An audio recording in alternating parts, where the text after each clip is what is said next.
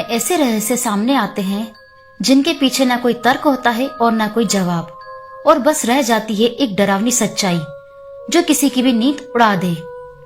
आज की ये कहानी है अन्वी और उसके 4 दोस्तों की, और एक ऐसी लड़की जो शायद कभी थी ही नहीं या फिर मरने के बाद वापस आ गई। तो हेलो दोस्तों, आज फिर हम आ चुके हैं एक और नई दिलचस्प और डरावनी कहानी के साथ।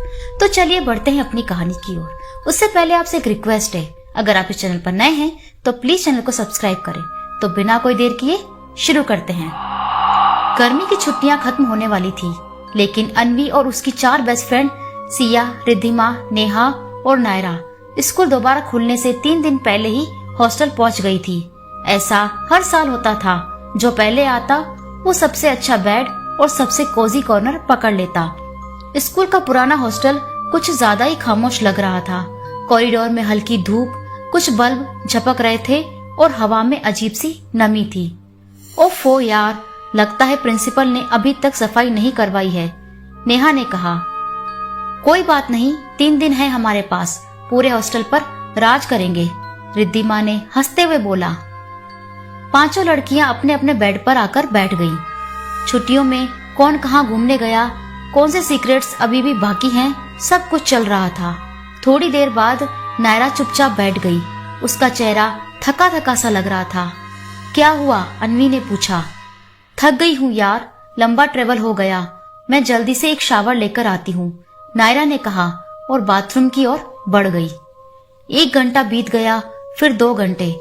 इसी तरह से बहुत देर हो चुकी थी। बाकी 4 लड़कियां मस्त थी, कभी गॉसिप करती हुई, कभी हंसी मजाक, कभी सोशल मीडिया की बातें करती। अचानक सिया ने कहा, अबे नायरा कहाँ गई, उसे 2 घंटे हो गए, कहीं वो सो तो नहीं गई बाथरूम में। सब हंसने लगे। हो सकता है, या फिर पहली बार गर्मी में नहा रही होगी, पूरा बाथटब भर लिया होगा। लेकिन जब तीसरा घंटा बीता, माहौल थोड़ा बदल गया। अब मजाक नहीं यार, कुछ गड़बड़ लग रही है। अन्वी उठी। 5 ने बाथरूम की ओर दौड़ लगाई।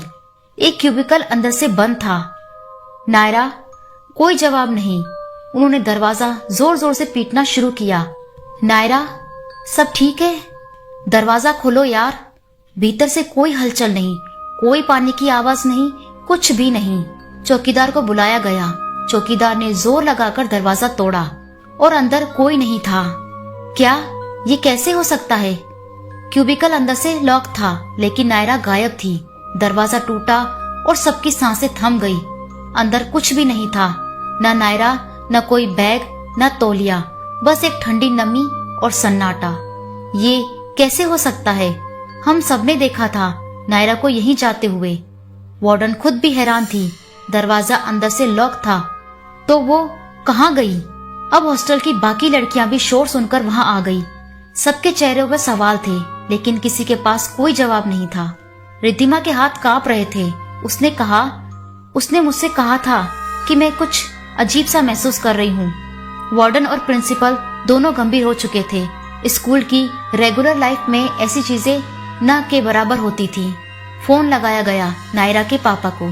फोन कुछ सेकंड तक बजता रहा, फिर किसी ने उठाया। हेलो, नायरा के पापा? हाँ, बोल रहा हूँ। सब ठीक है? सर, आपकी बेटी आज हॉस्टल में आई थी, लेकिन अचानक वो मिल नहीं रही। फोन पर कुछ सेकंड के लिए खामोशी हो गई, फिर आवाज आई। मैं नहीं समझ पा रहा, आप क्या कह रहे हैं? नायरा की 1 हफ्ते पहले ही एक्सीडेंट में मौत हो गई थी। प्रिंसिपल के चेहरे पर हौले से पसीना झलकने लगा। क्या नायरा का एक्सीडेंट हो गया? सामने से नायरा के पापा कहते हैं, हम बहुत सदमे में थे, लेकिन मैं कॉल करने वाला था। मुझे नहीं पता था कि आप किस बारे में बात कर रहे हैं। लेकिन नायरा अब इस दुनिया में नहीं रही। वापस लौटकर अन्वी, सिया, रिद्धिमा और नेहा सब चुप थी। हमने उसे देखा, उससे बात की। उसने कहा था वो शावर लेने जा रही है। फिर वो कौन थी? सिया रो पड़ी। मैंने उसे गले भी लगाया था। अन्वी ने दीवार की तरफ देखा।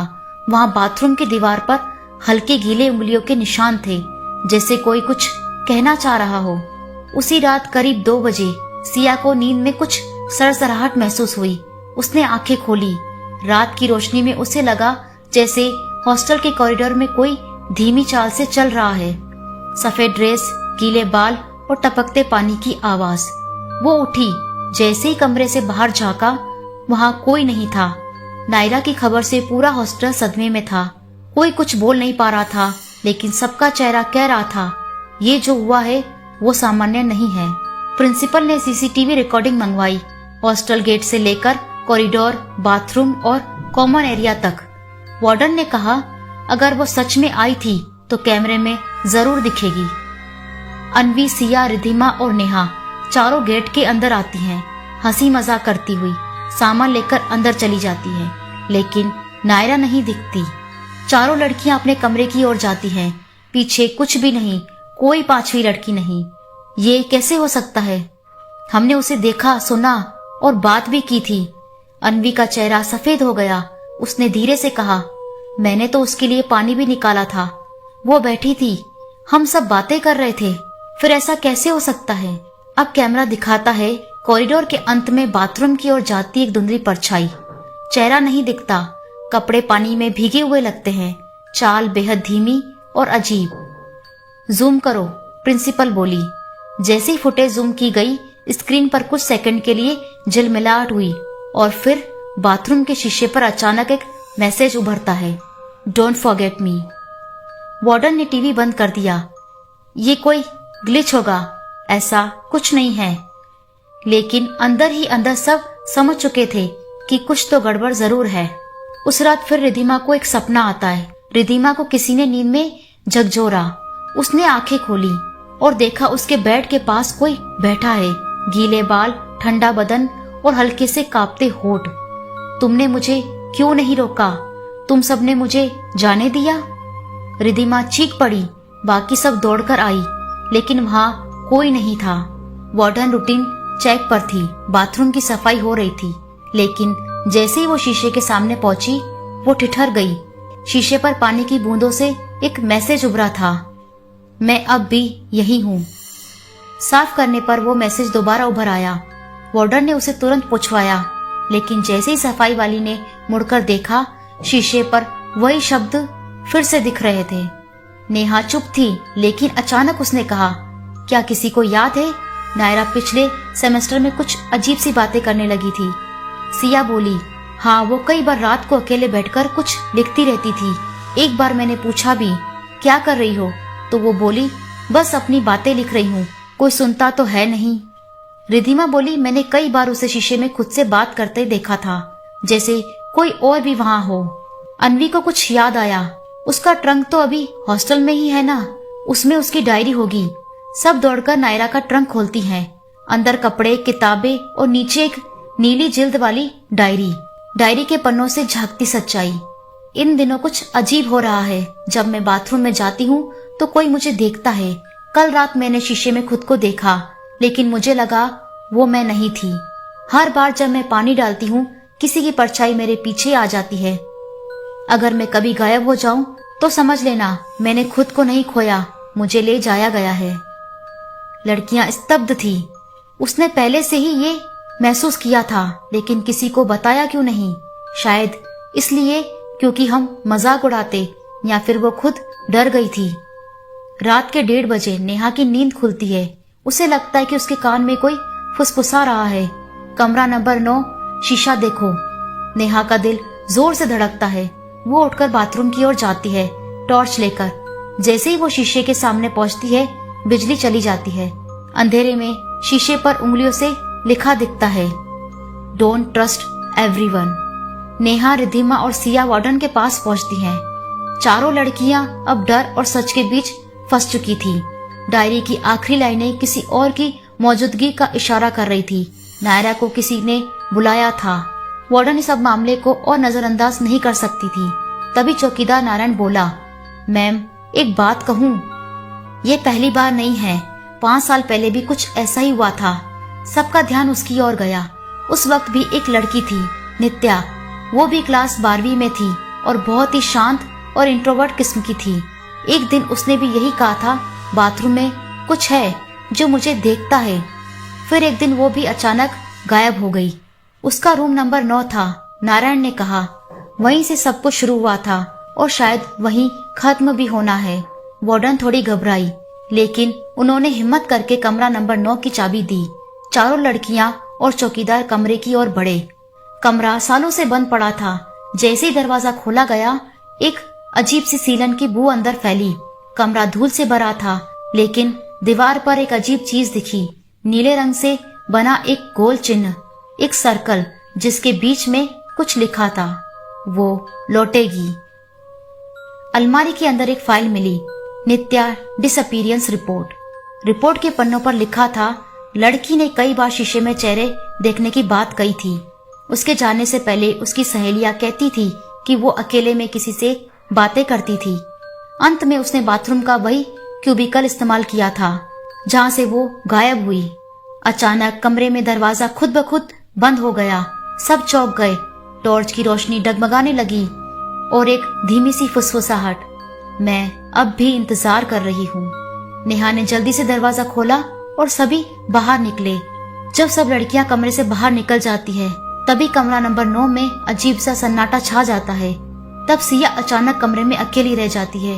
वो शीशे के पास खड़ी होती है और उसे लगता है जैसे कोई उसे देख रहा हो। वो धीरे धीरे शीशे में देखती है, लेकिन शीशे में किसी और का चेहरा दिखाई देता है। उसकी आंखें फैल जाती हैं और शीशे में उसकी परछाई के साथ साथ और कोई परछाई भी दिखती है जो धीरे धीरे सिया की ओर बढ़ती है। सिया पीछे हटती है। फिर अचानक एक जोर की चीख सुनाई देती है। उसकी आंखें पल भर में काली हो जाती है और वो बेहोश होकर सीधे फर्श पर गिर जाती है। सिया बेहोश हो चुकी थी और लड़कियां उसे हॉस्पिटल ले जाने के बाद वापस कमरे में जाती हैं। अब अन्वी कमरा नंबर 9 के सामने खड़ी होती है तो वो वही फुसफुसाती आवाजें सुनाई देती हैं। दरवाजा अपने आप खुलता है। अन्वी अंदर जाती है और फिर वही खौफनाक परछाइयां उसे घेरे रहती हैं। नेहा और रिद्धिमा बाहर खड़ी होती हैं, चिल्लाती है, अन्वी दरवाजा खोलो, लेकिन दरवाजा अंदर से लॉक हो जाता है। सुबह होते ही वार्डन और प्रिंसिपल दरवाजा तोड़ते हैं। कमरा नंबर 9 फिर से खाली होता है, लेकिन शीशे पर खून से लिखा होता है, अब मैं अकेली नहीं हूँ, और नीचे एक नया नाम, अन्वी। दरवाजा बंद हो चुका था, पर जो अंदर गया वो फिर कभी नहीं लौटा। शीशा अब भी वही है और उस पर लिखा नाम कभी नहीं मिटा। कमरा खाली था, मगर दीवारें अब भी कुछ कहती हैं और शीशे में एक चेहरा आज भी इंतजार कर रहा है। क्या आपने कभी किसी ऐसे इंसान से बात की है जो बाद में ये पता चले कि वो मर चुका था? इस कहानी में कितनी सच्चाई है ये कोई नहीं जानता, लेकिन ये जरूर पता है कि सच और कल्पना के बीच की रेखा कभी कभी बहुत धुंधली होती है। तो फ्रेंड्स, ये थी आज की स्टोरी। आपको आज की वीडियो कैसी लगी कमेंट करके जरूर बताएं। अगर आपको आज की वीडियो अच्छी लगी हो तो प्लीज वीडियो को लाइक करें, कमेंट करें और शेयर करें। और हाँ, सब्सक्राइब करना ना भूलें। ऐसी ही और डरावनी कहानियां देखने के लिए हमारे चैनल से जुड़े रहें। Thanks for watching.